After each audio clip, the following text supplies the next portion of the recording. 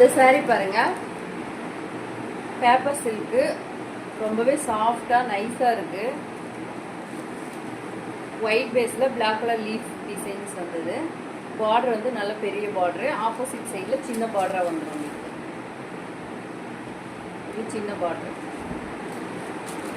950 ரூபா. வேணுங்கிறவங்க வாட்ஸ்அப் பண்ணி ஆர்டரை ப்ளேஸ் பண்ணிக்கோங்க.